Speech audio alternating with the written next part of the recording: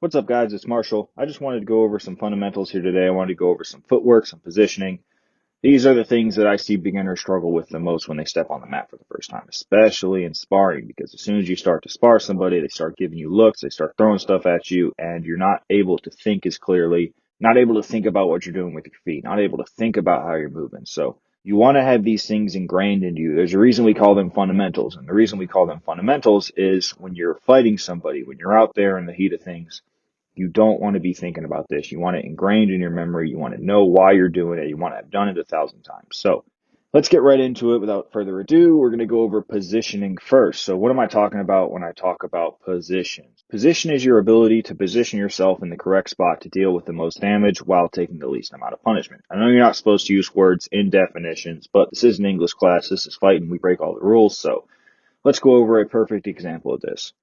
Full mount in MMA. We're not going to go over any wrestling or jiu-jitsu, but this is just a perfect example of good and bad positioning. Obviously, if you're in this position, you don't want to be the guy on the bottom. You're completely helpless. You're shelled up. All you can do is try and escape, hope the ref doesn't stop the fight, hope you don't get beat up too bad. If you're the guy on top, great. This is where you can effectively work all sorts of damage. There's no submission threat. There's no threat to you. This is an exaggerated version of what I'm going to be talking about today, but we're just talking about footwork from our stance. So, fundamental footwork. How do we effectively move while always remaining in position to use our offensive and defensive techniques correctly? There's a correct way to throw a right punch. There's a correct way to throw a jab. There's a correct way to throw a high kick, and you need to be in the right stance to be able to do those things. So if you watch guys, they're hitting the bag, they're hitting mitts. Maybe they're shadow boxing in front of a mirror. Maybe you've seen this in your gym. Maybe you just walked into the gym. You're going to see this. So why are they doing this? Well, this is a good way to work on your muscle memory because there's no one in front of you challenging you. Maybe your mitt holder is going to try and, if he sees you're dropping your hands, he's going to throw something at you. But for the most part, you're under no threat here. So you're really able to focus on your technique and what you're doing when you're doing these things. And what you're going to notice these guys doing is they are always working from a proper stance. What's a proper stance? Well, that's a good question.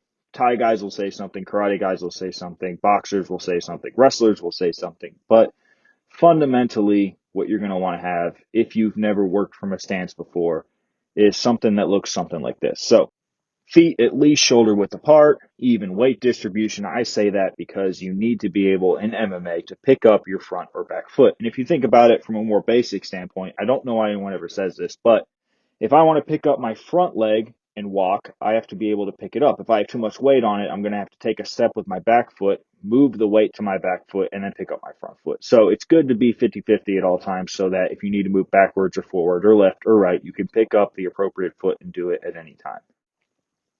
We need to have a slightly bladed stance. What does a bladed stance mean? On this chart, it says 45 degrees.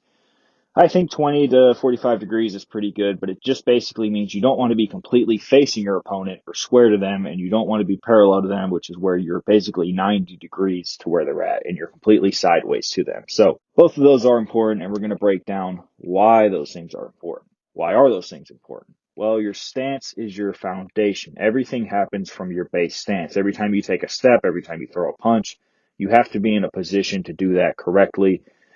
Let's say if you were completely turned around to your opponent and you threw a strike, you'd have to rotate to get to them, and then you'd be completely off balance. It'd be awkward. So your stance is your foundation. So this is your ability to generate maximum power. It's your ability to work offensive and defensive strategies correctly, functional in and out strategies, your parries, your blocks, your counters, your distance management. Yes, that all has to do with positioning and footwork, but it also has to do with the stance you're in. Let's say someone throws a right hook at you or they throw a high kick in. You're in an awkward, your feet are crossed, you're in an awkward position. It's going to knock you off balance. Your stance gives you balance, gives you a foundation, gives you power. It's maintaining a proper stance so that you can be in position to capitalize on every opportunity while presenting none to your opponent. If your opponent knows he can just bang a right hand on you and knock you off balance, you're giving him that edge in the fight. You don't want to give anyone any edge in the fight. So let's go over the do's and don'ts of fundamental footwork. But before we go over the do's and don'ts of fundamental footwork, we need to have an objective in our mind. Why are we doing this? Well, the two main things are we need to maintain the proper stance for the reasons I just went over. You always want to get to and return to a proper stance. So what do I mean by returning to the proper stance? Obviously, we know what it means to maintain something, but what about returning to it? Well, let's say you throw a high kick. Boom. This is a high risk, high reward situation. In MMA, you're not going to be able to get around throwing kicks. We're not boxing out there. We need to be able to throw kicks. It's part of the game. But as soon as you throw a kick, obviously what happens? Well, everything I just taught you goes out the window. Your feet are no longer shoulder width apart. You're not slightly bladed. You're not 45 degrees. You don't have even weight distribution. All your foot's on one leg. You're going to be way off balance if someone pushes you.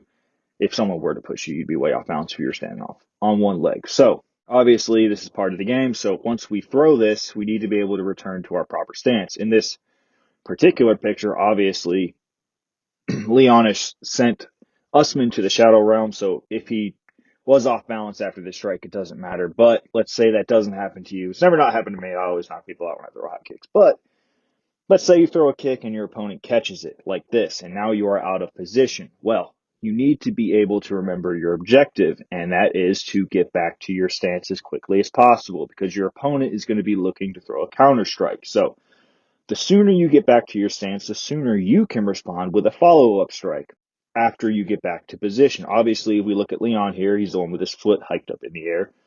There's no strike he can throw.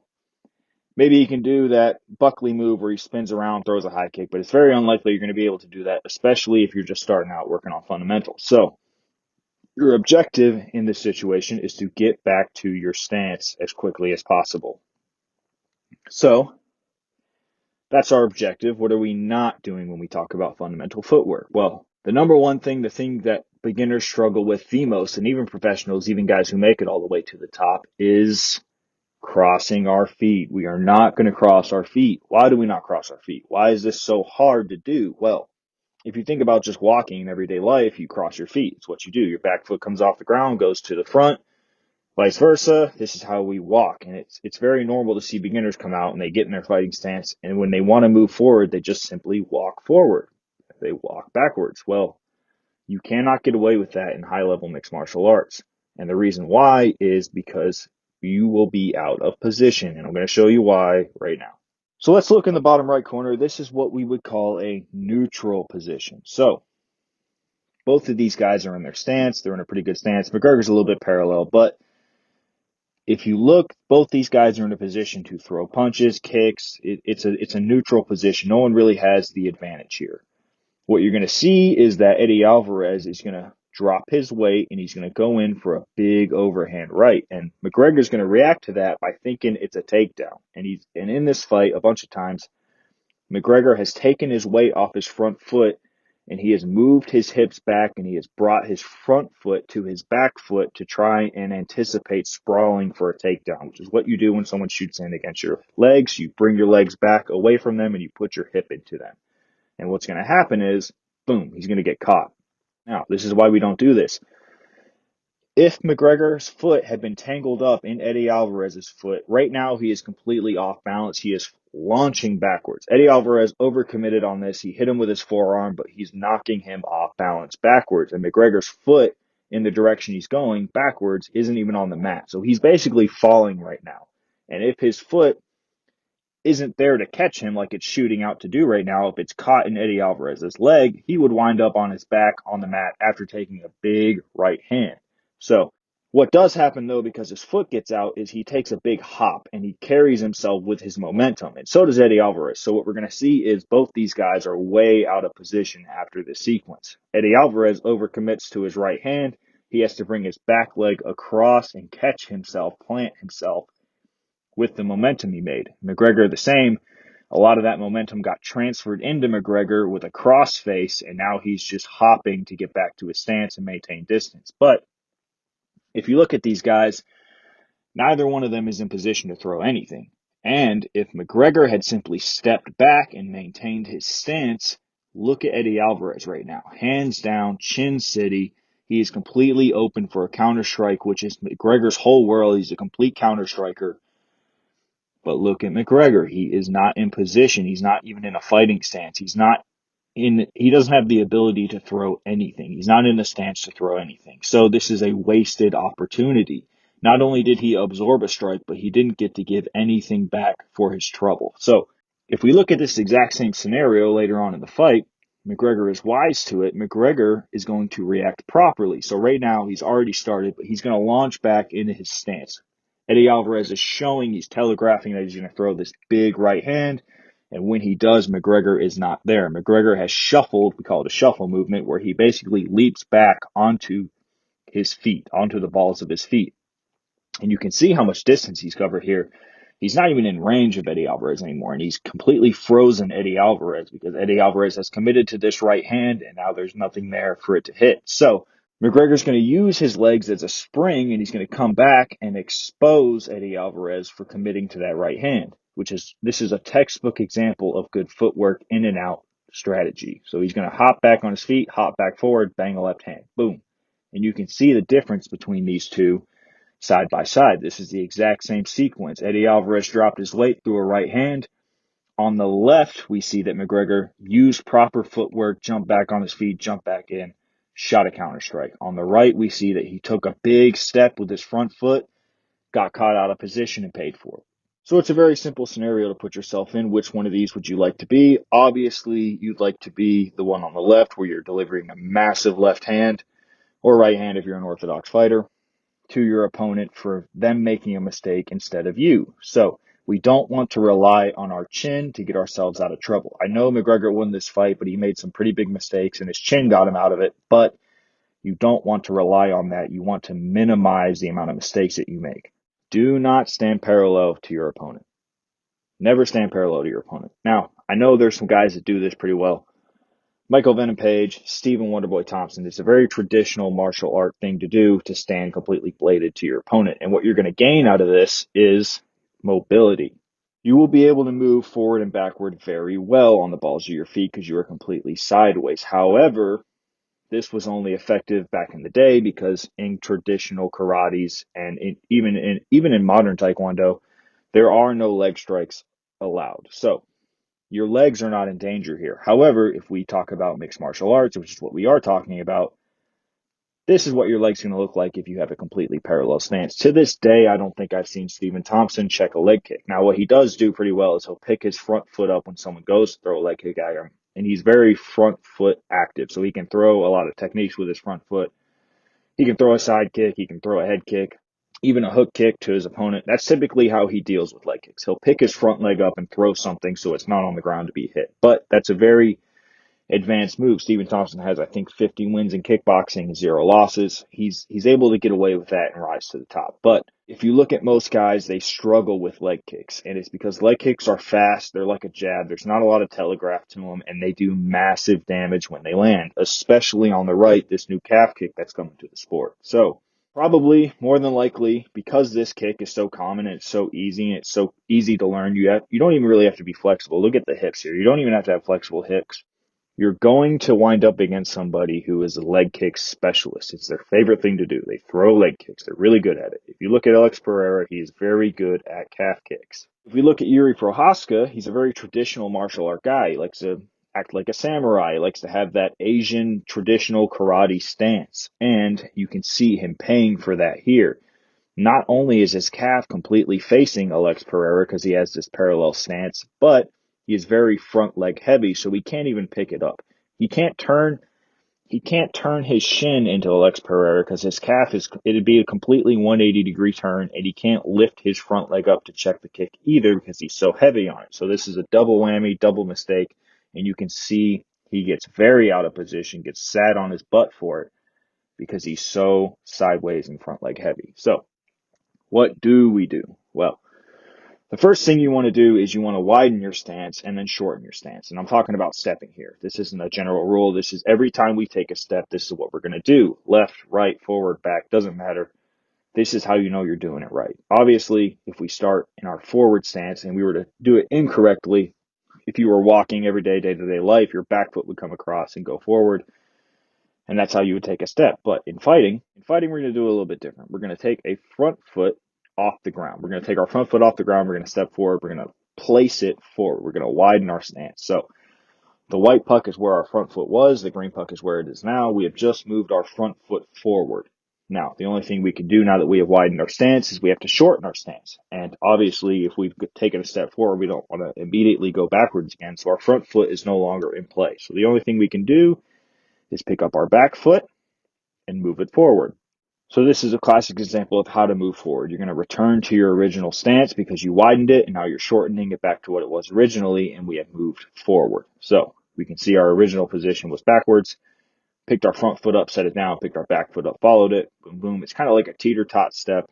You have stepped forward correctly. So it's the same thing backwards. If you want to move backwards, how do you widen your stance? Well, if you pick your front leg up and you want to go backwards, it goes closer to your back foot. So we know we're not stepping with our front foot. So we have to step with our back foot. Boom. Back foot comes off the ground, lands further back. You are wider now than you were to begin with. So you want to get back to your position as quickly as possible. So we have to pick our front foot up and move backwards and go back to our original stance. That's our objective, getting back to our original stance after we've moved or thrown strike. So here we are. We've taken a step backwards. Now we're in our original stance, but we're further back on the mat. Same thing left to right. So if we want to go left, we're going to pick our front foot up, we're going to go left. If we picked our right foot up and we brought it back, we'd be parallel, which we don't want to be parallel because we went over wide, but it also wouldn't widen our stance. Our stance would shorten. So widening our stance, we're going to pick our front foot up, we're going to move left with it, set it down, then we're going to pick our right foot up and go back to our original stance, shorten our stance back up, and we're going to land left to where we started from. Same thing with going right, except this time your back foot has to move first. So pick up your back foot, set it down. What happened? Our stance got wider. Pick up our front foot, set it down. What happened? We're back in our original stance. So this is the basic fundamental movement of footwork. And we already went over what you're not going to do, but this is just, it's very simple what you do once you get this down. You widen your stance first, you shorten your stance last. Your direction you move in is always going to be the foot that moves first. So if you want to go left, your left foot's going to move first. If you want to go right, your right foot's going to move first, talking out of the orthodox stance, of course, but these are the basic moves. So quick summary, I just wanted to make a quick video about this. I see a lot of people struggle with this when they first start out, and there's a lot of videos out there about footwork, but they don't really go over the whys as good, I think. And I want to make some more videos going over the brain of operations, why we're doing what we're doing, instead of just teaching it this way and just doing it because our coach said so. So good footwork equals good positioning. Good positioning equals effective fighting and maintaining a good stance. So these are the things we want to remember. We do not cross our feet. We do not become parallel to our opponent. We focus on the fundamentals so we level up our game. Fighting is a game of inches. Every mistake you make will cost you if your opponent can capitalize on it. They cannot capitalize on mistakes you don't make. If he tries to throw a right hand against you and you are prepared for it, you can counter with your own right hand and hurt him. So focus on the fundamentals, level up your game, don't get caught, minimize your mistakes, maximize your opportunities. Like and subscribe for more if you want to see some more. Please bear with me, guys. I got to get a mic. I'm using Beats headphones right now to record this. So if you want to see more, like and subscribe. I'll get some stuff. If I see you guys want to see some more, comment what you'd like to discuss. I got some videos planned. I got some video ideas, but if you got something you want to see, fight predictions, breakdowns, technique breakdowns, whatever, let me know. I will make a video for you guys, and see you next time. Marshall out.